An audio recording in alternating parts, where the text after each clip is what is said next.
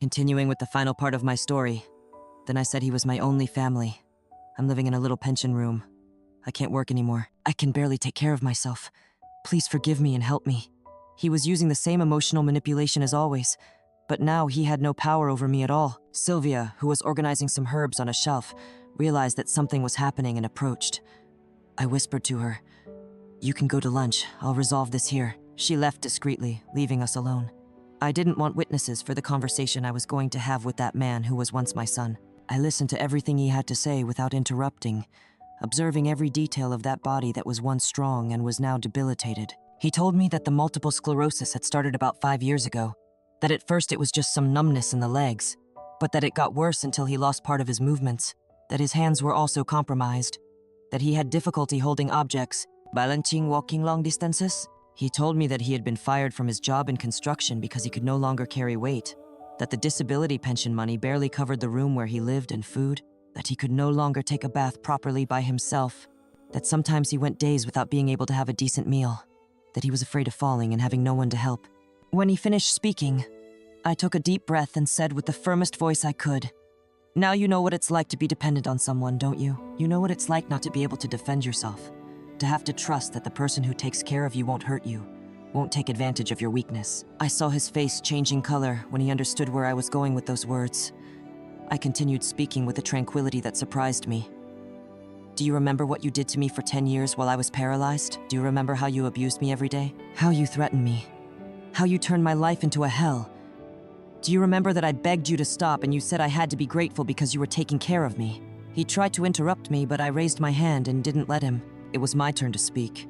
He had to listen after so many years of making me shut up. "For years I begged you to have a little respect, a little humanity with me. You said I depended on you, that no one else would take care of me, that I had to accept everything silently because it was a favor you were doing. Now it's you who's dependent.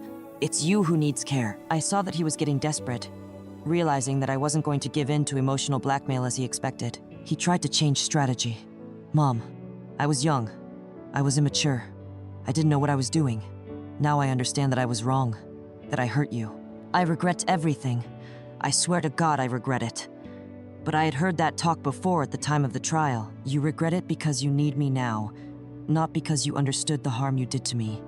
If you were in good health, with money, independent, you would never have appeared here asking for forgiveness. Your regret is self-interest, not true remorse." I said this looking straight into his eyes, without turning away my gaze for even a second.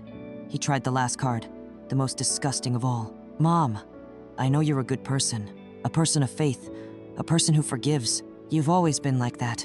You've always had a big heart. You won't let your own son die of abandonment, will you? What will people think if they know you denied me help?" Then I laughed in a way that even I was startled by. "My son died a long time ago. What's in front of me is just a stranger who once did me a lot of harm. A lot of harm indeed. And you know what people think of me today? They think I'm a brave woman who knew how to overcome a horrible trauma, who built a new life after 50. That's what matters. Now you're going to leave my store and never come back.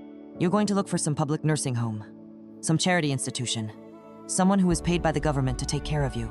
Because free care, care of love, care of family.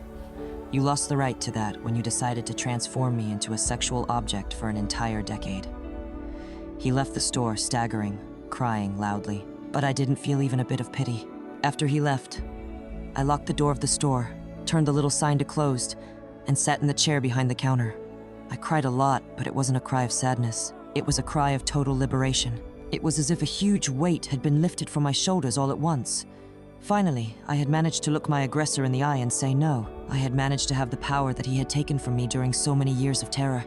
I found out later through acquaintances who worked in social services that he ended up interned in a public nursing home, one of those that the government maintains for people who have no family or money. I know that his life there is not easy, that he depends on the goodwill of overworked staff for everything, that sometimes he spends hours waiting to be attended to, that he eats bad food, that he sleeps in a collective room with other sick people. It's exactly the treatment he deserved. Today, at 70 years old, I can say with all certainty that I am a complete and fulfilled woman. I have my store that works very well and gives me financial independence. I have Sarah, who is my heart's family. I have Henry, who loves and respects me the way every woman deserves to be loved. I have health, disposition, and many plans still to accomplish. I created an informal support group for women with disabilities that has already helped dozens of people report abuse, get out of toxic relationships, and rebuild their lives with dignity. Every week, I receive messages from women who managed to free themselves from horrible situations after participating in our meetings. It's my way of transforming pain into purpose, trauma into life mission. My story proves that no matter how old you are, no matter how many traumas you've suffered, no matter how many times you've fallen, it's always possible to start over. The important thing is to never give up, to seek help when you need it, to believe that you deserve good things in life, that you deserve respect, caring, dignity, and most importantly, never let those who hurt you continue to have power over you. I am Margaret Holloway. I'm 70 years old. I live here in Cedar Falls, and this is the story of my life, of how the worst trauma transformed me into the strongest woman I know. If you want more stories of overcoming like mine, subscribe to the Grandparents' Tales channel. Here we prove that there's no age to start over, and that the sweetest revenge is to live well.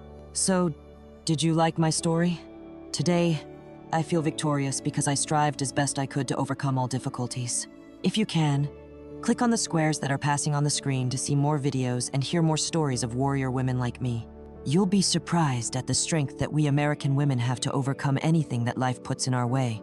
Life teaches that whoever sows wind reaps storm, and whoever sows evil one day pays the price. This was the final part of my story. If you want to know more about other stories, subscribe below, and follow the channel Stories of Grandma and Grandpa.